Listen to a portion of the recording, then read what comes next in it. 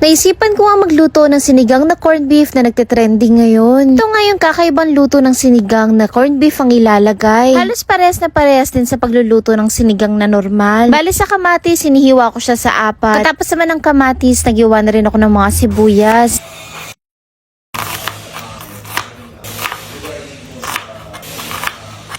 Bali sa gulay, naghiwa lang ako ng sitaw. Meron din 2 pirasong pang sinigang na sili, kamatis, sibuyas, okra, tapos itong kangkong na medyo pasira na. Nakakapanghinayang naman, kaya naisip ko na iluto na. Tapos this time, hindi tayo gagamit ng liempo. Aling gagamitin ko itong palm corned beef. Ito daw kasi yung masarap na isahog sa sinigang. Maganda kasi dito, chunky siya, hindi siya yung durug-durog. Hindi ko nga alam kung ganito ba talaga itsura nito. Sa pagluluto naman, bali ginisa ko lang yung sibuyas sa kamatis.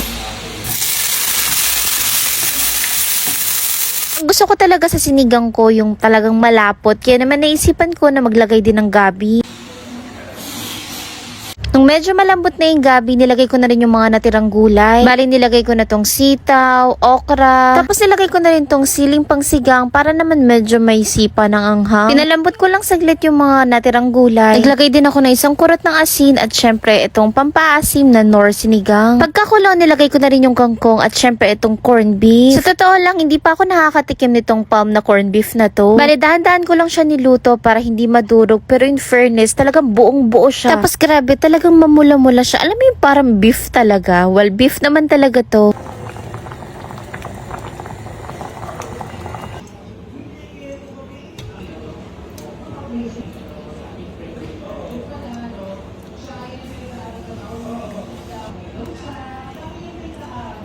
O diba, kain tayo. Let's see kung ano nga talagang lasa ng sinigang na corned beef.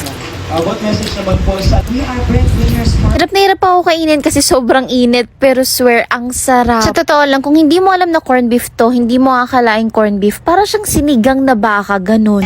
Parang nga hindi corned beef eh. Holidays, Pasko.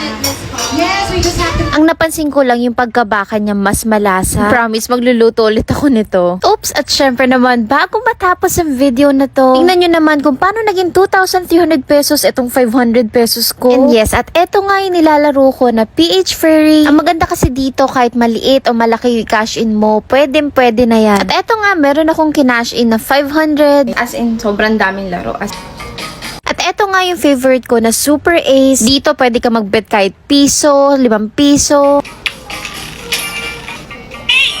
Whoa!